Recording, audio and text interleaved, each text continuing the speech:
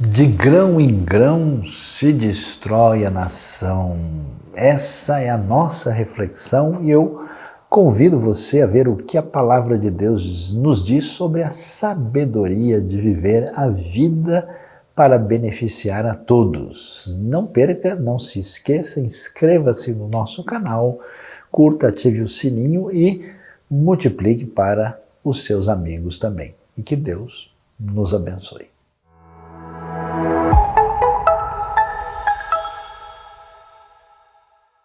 Com muita alegria nós queremos receber a todos, ainda que de modo à distância, irmanados em celebração, adorando a Deus, agradando-se do Senhor e da sua bênção na nossa vida. Você é nosso convidado agora a compartilhar conosco aí esta palavra de Deus que vai ao seu coração. E hoje a nossa reflexão bíblica vai falar sobre um tema que é muito importante para entender o que acontece nas Escrituras. O nosso tema será: de grão em grão se destrói a nação.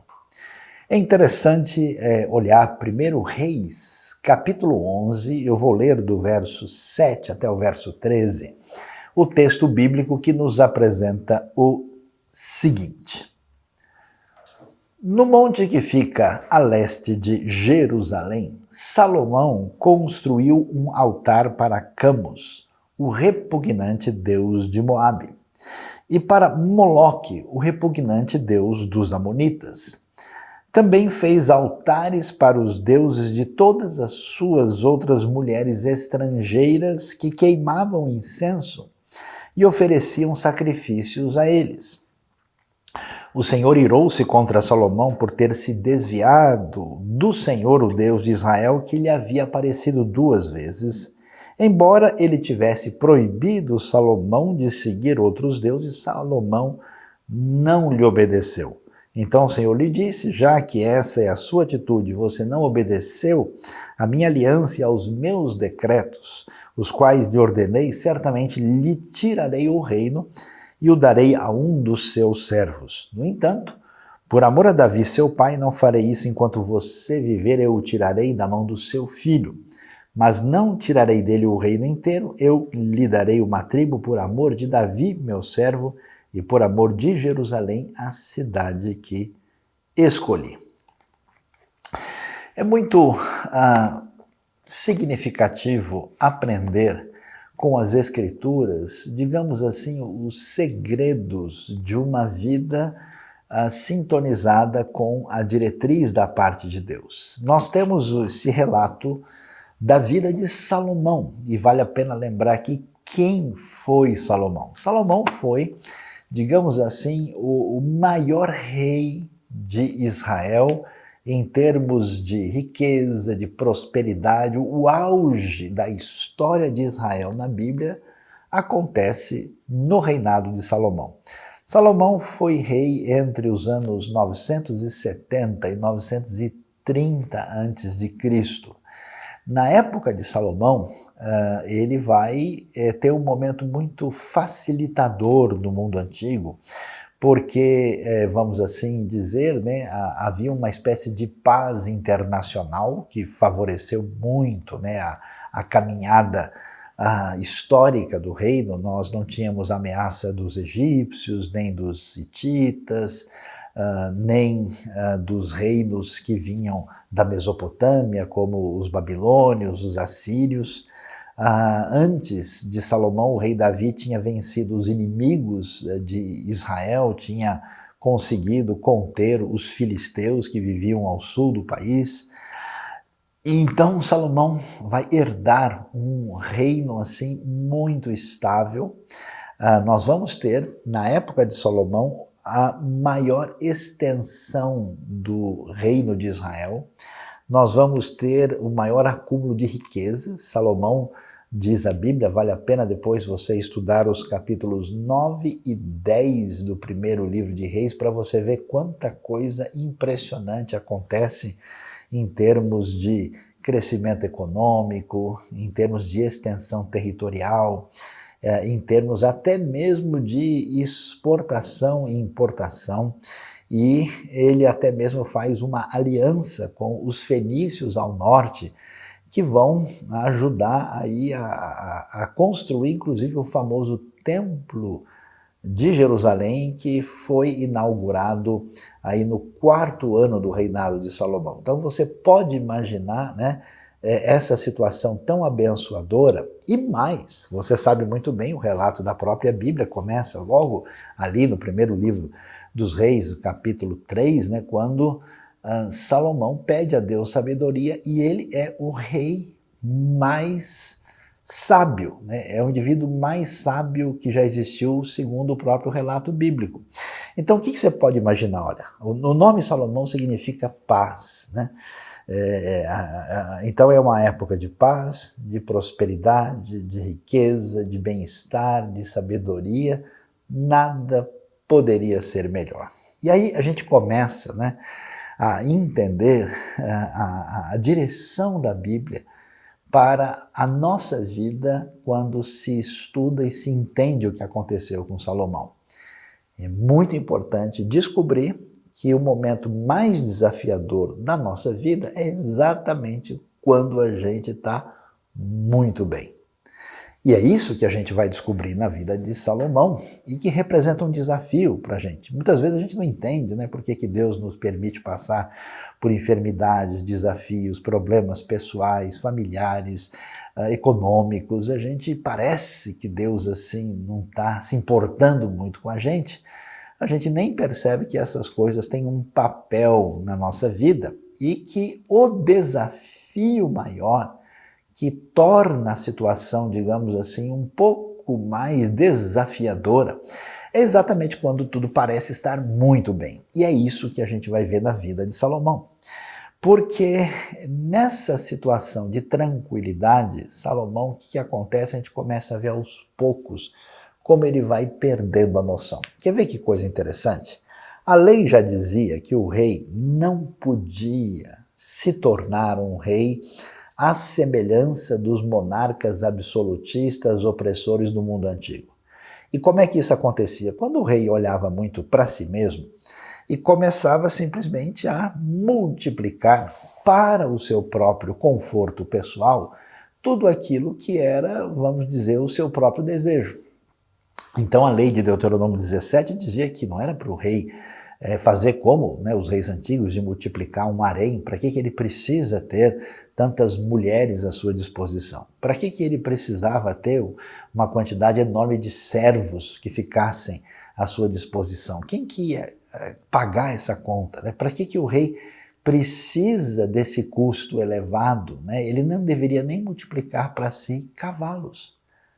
Mas Salomão não deu atenção a isso, e a gente percebe que ele não só multiplica a sua riqueza, multiplica os servos, faz um harém de 1000 mulheres, e aí começa a sua derrota, a sua fragilização.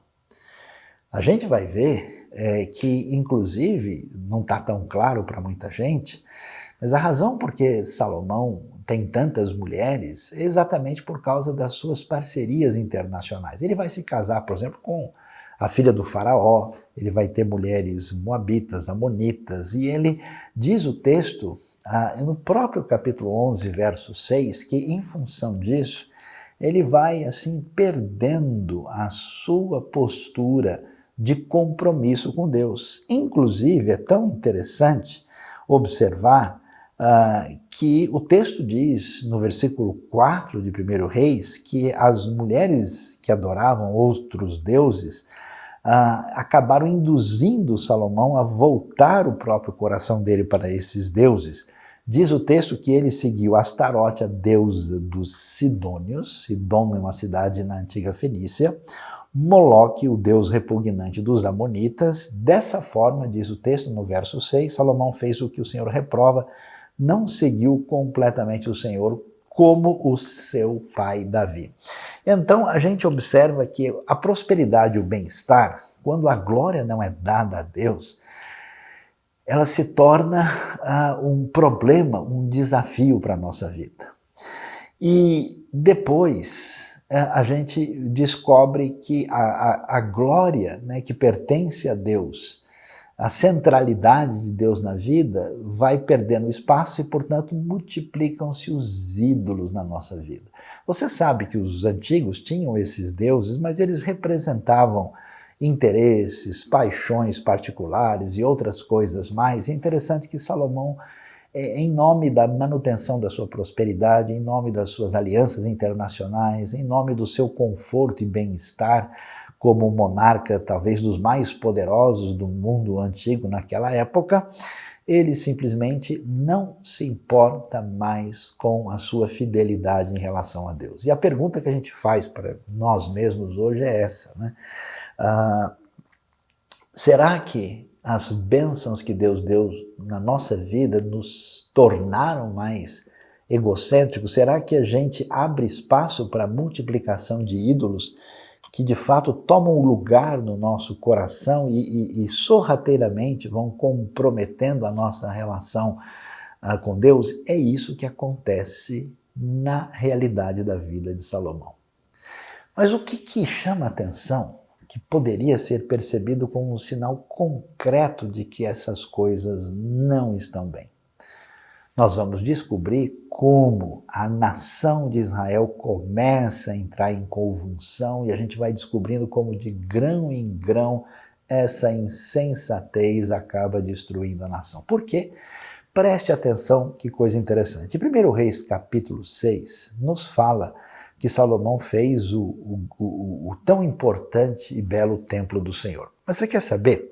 Esse templo, se você traduzir direitinho, como você vê na NVI, as medidas, né, para o nosso sistema, o templo tinha 27 metros por 9 metros. É um templo, na verdade, pequeno, com 13 metros e meio de altura, mas o templo tinha 243 metros quadrados, né, menos de 250. Aí Salomão mandou fazer, capítulo 7 vai nos revelar, um palácio para si mesmo. Esse palácio, preste atenção, tinha 45 metros por 22,5, com uma área de mais de 1.000 metros quadrados. Então observe bem que o templo dedicado a Deus, que Salomão fez, era 4 vezes, até menos, 4 vezes menor do que o palácio que ele fez para si mesmo.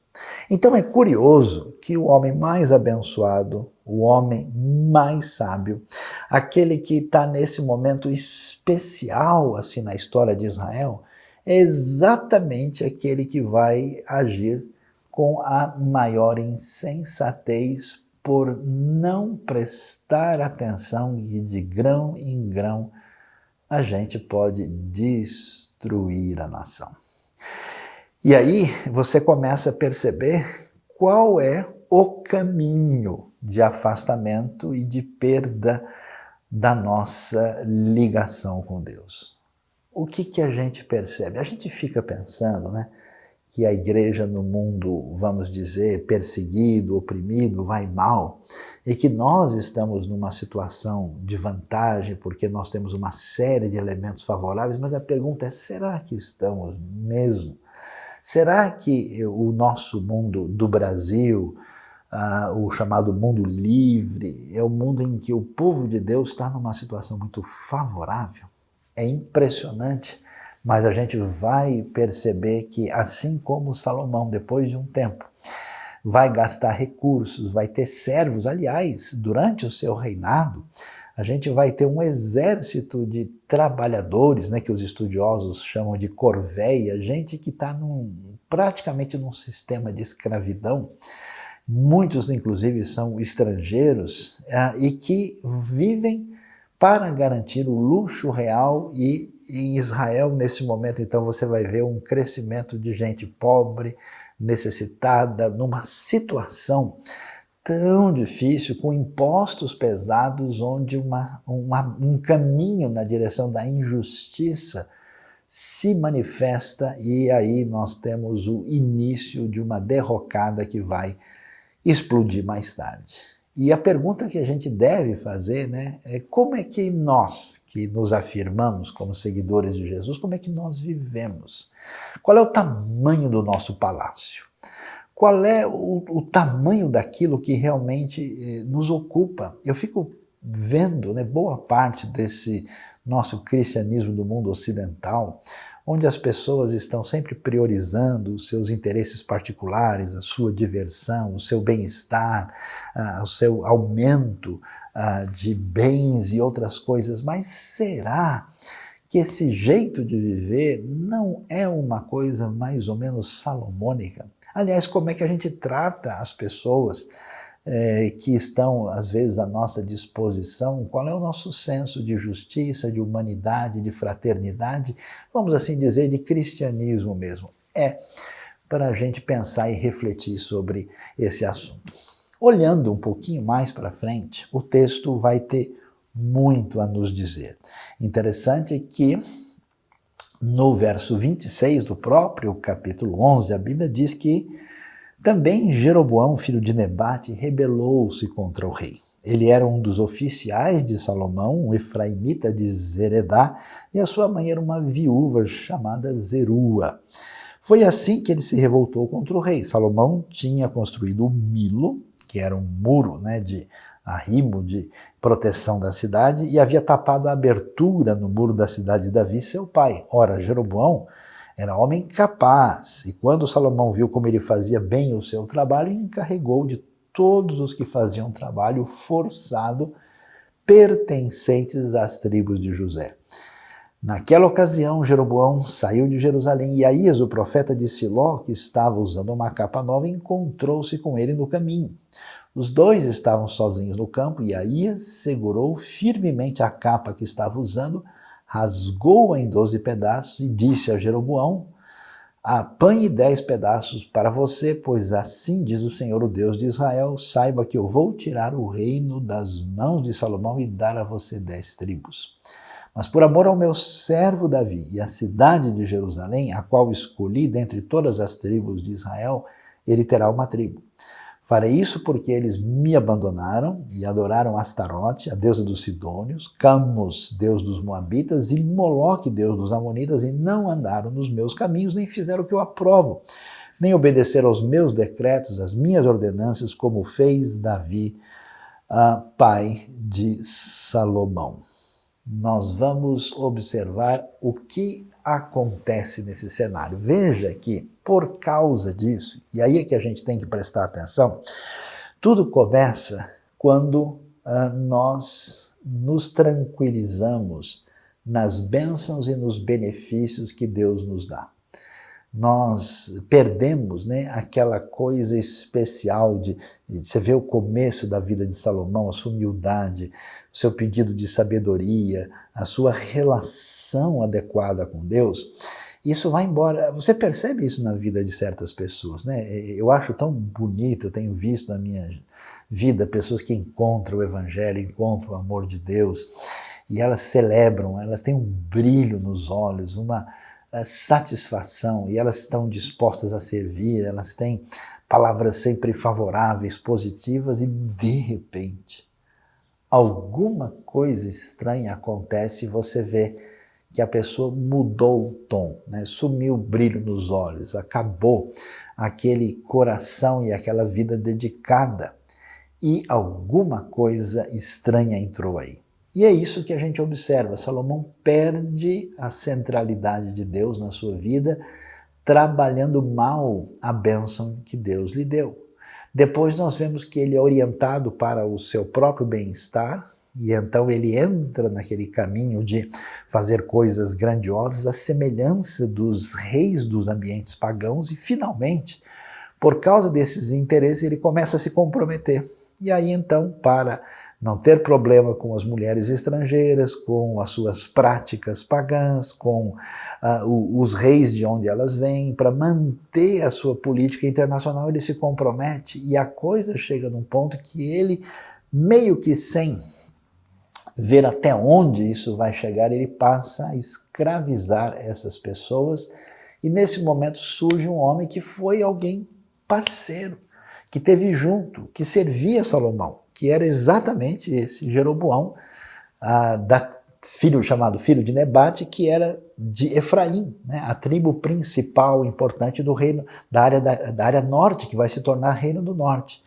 E o que acontece? Salomão tem esse homem como um trabalhador de confiança, como um servo capaz, como alguém que tinha feito tantas coisas por ele.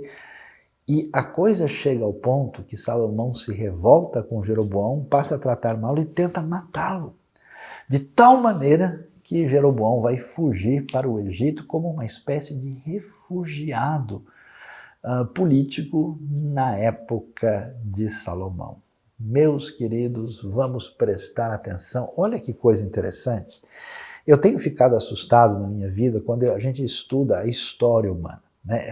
A gente fica assustado primeiro pela quantidade de conflitos, de destruição, de morte, e como, imagina, só no século XX nós tivemos com todos as duas principais guerras da história humana, né, com milhões e milhões de pessoas, aí as duas juntas chegando a um contingente talvez aí perto dos 100 milhões de mortos, além de revoluções e revoltas menores, aquilo que aconteceu nos países totalitários. Quer dizer, olha a quantidade de pessoas mortas, assassinadas, em grande parte por conflitos inúteis e desnecessários. E a pergunta é como é que isso acontece?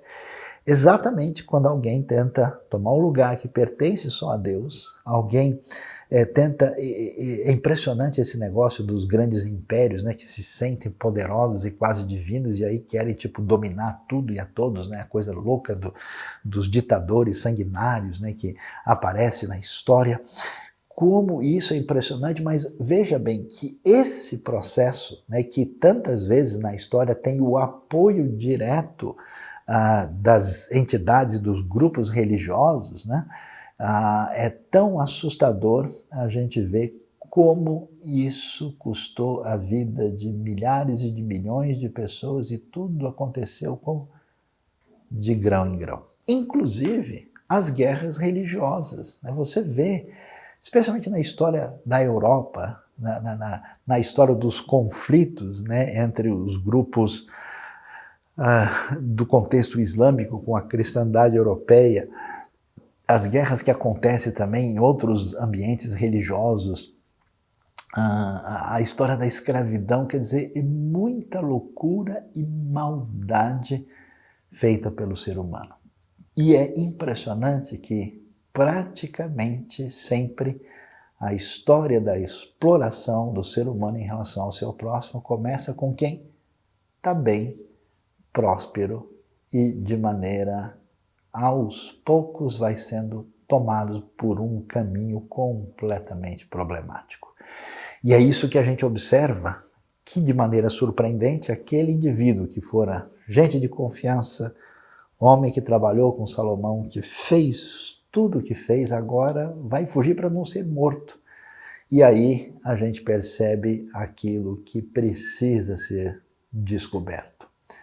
Apesar de tudo que acontece no cenário da rebelião humana, nós vamos ver que Deus continua sendo o Senhor da história. Salomão talvez tivesse descansado tranquilamente dizendo, olha, eu sou o rei que construiu o templo do Senhor. Afinal de contas, eu sou filho do grande rei Davi. Eu estou na cidade, né, de Jerusalém. Olha que coisa doida, olha que coisa impressionante. Ele talvez tivesse descansado nessa situação, como quem diz, olha, eu estou tranquilo, eu conheço tanta gente que pensa assim, eu sou de tradição religiosa tal há muito tempo, minha família já tem até o gene cristão ali, né? O nosso cromossomo está em forma de JC, né? Nós somos de Jesus, aleluia, né? E Salomão estava tranquilo com isso. No entanto, ele se deixa levar e de grão em grão a gente vê a destruição da grande nação. A coisa é tão impressionante a gente observar que o texto que nós lemos, a gente vai ver que no monte que fica a leste de Jerusalém, sabe que monte é esse? É o Monte das Oliveiras. Um dos montes mais emblemáticos da história bíblica, se tem dois montes em Jerusalém que sempre chamaram a atenção, é o chamado Monte do Templo, né? É o monte ali, que é chamado Monte Moriá, conforme nós vemos ali no próprio relato bíblico, né? E o monte de onde você vê principalmente o Monte Moriá, que é o Monte das Oliveiras, monte que vai ter um papel importante na própria história do próprio Jesus, e um monte escatologicamente definido como uma das referências principais. E lá, Salomão, ele vai fazer um altar para Camus. Quem é Camus? É o deus de Moabe que exige sacrifício humano. Para Moloque, que também exige sacrifício humano. E para os outros deuses também. Você percebe? Aí nós temos uma coisa interessante. Quando a gente se desliga de Deus, a gente perde o ser humano. Toda vez que alguém cortar a sua relação de dependência e de submissão a Deus, nós vamos ver o ser humano como um instrumento para o nosso próprio benefício. As pessoas serão sempre um meio. Elas sempre serão escravas dos nossos interesses, não serão mais gente amada de Deus para ser servida. E esse Salomão, o homem da paz agora, imagina uma cena dessa, eu não consigo, vou ser bem sincero, assim, eu não consigo nem pensar nisso.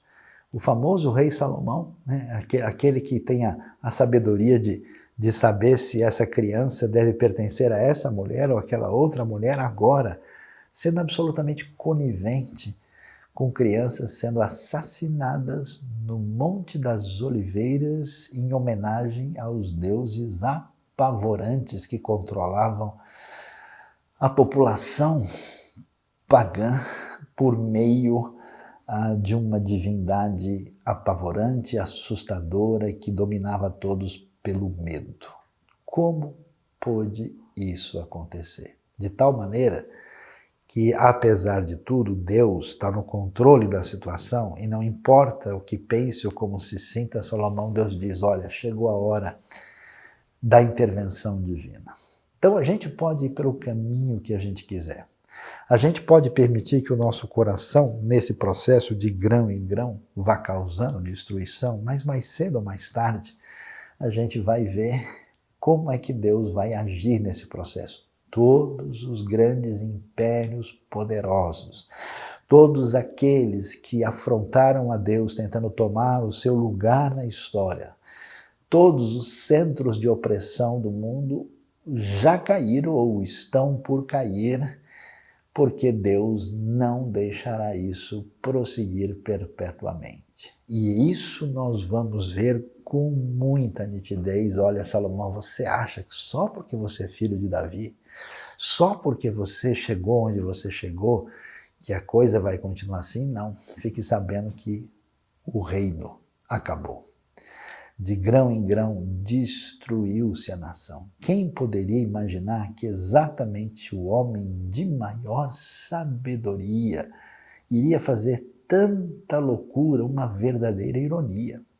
E aí a gente observa como, né, o Jeroboão, depois que o Salomão morre, ele volta, o filho de Salomão, talvez orientado de maneira confusa, nesse ambiente onde ele não percebeu como as atitudes do pai escravizaram o povo, né? Fizeram o povo insatisfeito, pagando impostos altos e sofrendo muito, de tal forma que o Roboão não quer nem saber dos conselhos dos mais experimentados, junta lá os seus amigos e diz que ele não quer nem saber, e finalmente você vê o fim daquela união, o fim da união da nação, e vai ser uma desgraça permanente na história de Israel. Aquele grande reino, o reino com a extensão que ia desde o rio Eufrates até o ribeiro do Egito, um reino que tinha uma extensão que ultrapassava ali a região da Transjordânia, subindo também ao norte, numa área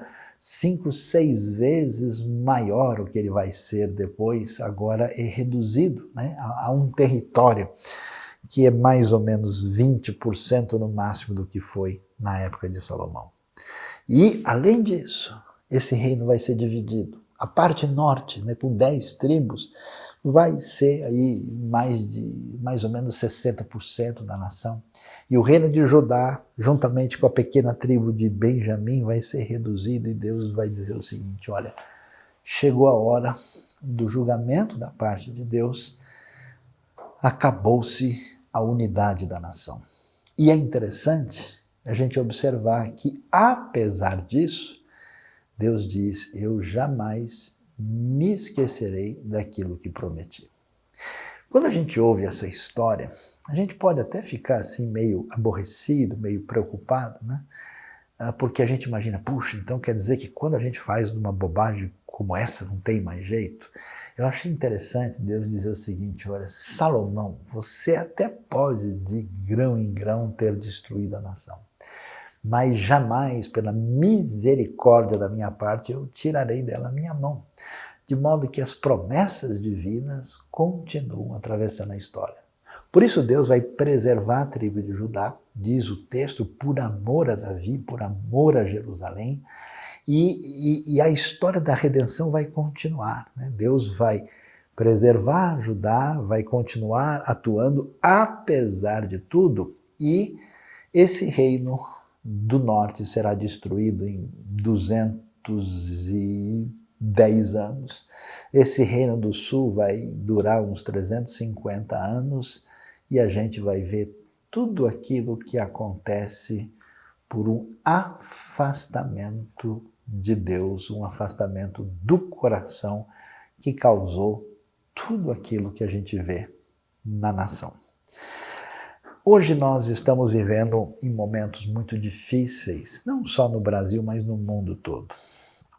Parece que nós estamos assim na época mais, vamos dizer assim, de celebração da história humana, né? A gente se vangloria porque nós chegamos a um nível de conhecimento muito elevado, nós temos aí uma situação de tecnologia jamais vista. Você imagina hoje que a gente tem aí algo como casa de 3, talvez mais de 4 bilhões de smartphones no mundo, né?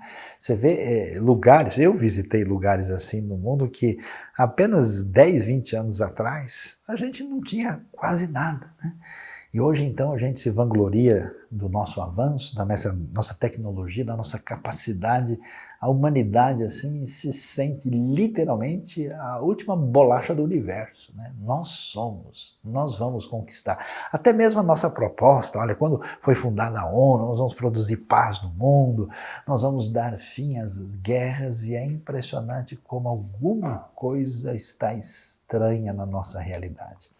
Em grande parte, nosso mundo tem ou se esquecido de Deus, ou tem se achado numa condição de uma glória muito maior e muito especial, ou tem, muitas vezes, se rendido aos deuses falsos desse mundo, quer sejam ídolos concretos ou outras coisas que têm a mesma função. E aí, quando isso acontece, o caminho é um caminho semelhante ao de Salomão. Eu nunca me esqueço ainda, quando um pouco mais jovem do que eu sou hoje, eu cresci ouvindo frases do tipo assim, olha pessoal, Deus é brasileiro, olha, o Brasil é o país do futuro, olha aqui nós somos isso e aquilo, né? A gente cresceu até com um certo ufanismo assim, né? E de repente a gente começa a perceber que na realidade brasileira e no mundo há uma fragilização da relação adequada com Deus. Existe um caminho crescente de não dar glória a Deus e agradecer ao Senhor pelas coisas que Ele tem feito. Existe um caminho de autonomia, existe um caminho de ruptura para com o próximo, existe uma jornada de radicalização e de polarização em todo o planeta, e isso historicamente tem trazido problemas difíceis de destruição, que é algo que realmente deve preocupar o nosso coração. Então hoje eu queria que a gente pensasse seriamente sobre isso. De grão em grão se destrói a nação. A pergunta vai para você, para nós, para mim, como está o nosso coração? Então, a gente deve perguntar, será que as bênçãos e o bem-estar que Deus tem me dado, eu tenho isso voltado para mim mesmo, para o meu próprio interesse, ou eu mantenho Deus no trono que somente a Ele pertence? Segundo, para onde tem me direcionado tudo aquilo que Deus tem me dado? Para você ser uma pessoa mais egocêntrica, voltada, e como eu conheço gente que, digamos assim, não tem mais aonde pôr e fica ainda procurando maneiras de querer muito mais sem nem imaginar o que vai fazer com isso. Há pessoas que são, inclusive, interrompidas no meio desse sonho que é um devaneio. O que a gente vai fazer com tudo aquilo que Deus tem nos dado? E, certamente, nós devemos tomar um cuidado muito especial, porque esse caminho pode fazer com que, na nossa vida, a gente acabe desenvolvendo outros ídolos, outras coisas que se tornam donas do nosso coração. O que é uma idolatria dessa? É quando a gente tem uma paixão tão forte, por qualquer coisa nesse mundo, e que por essa coisa a gente faz qualquer negócio. Eu vejo gente que faz isso, por exemplo, com o futebol, com o esporte, né? Por causa do time dele, o sujeito vai se precisar lá do outro lado do planeta. A pessoa, por causa de um hobby, ele gasta o dinheiro que ele não tem. A pessoa, por causa de uma paixão particular, ele se endivida. Você já pensou, né, se isso realmente merece tanta dedicação? Então fique sabendo, nesse dia especial, que a gente precisa apresentar a nossa vida e o nosso coração a Deus, porque é de grão em grão que se destrói a nação. E o nosso desejo nesse dia é que Deus abençoe a nossa vida, abençoe o nosso coração, que numa atitude aí de paz, de verdadeiro shalom, né, de verdadeiro shlomo, que é o nome de Salomão, a gente dirija a Deus e o nosso coração, e que todas as lições irônicas da vida do indivíduo que mais serviria de referência para a gente, nos ajude a entender o que Deus deseja para nós. Deus abençoe o nosso mundo conturbado. Deus abençoe esse mundo sofrido e dividido em pandemia, com terrorismo, com conflitos, com confusão política. Deus abençoe o Brasil no momento difícil que ele enfrenta nesse momento. Deus abençoe o povo de Deus, a igreja do Senhor, para que a gente, de grão em grão, inverta essa direção e com a nossa vida sirva de bênção para a nação.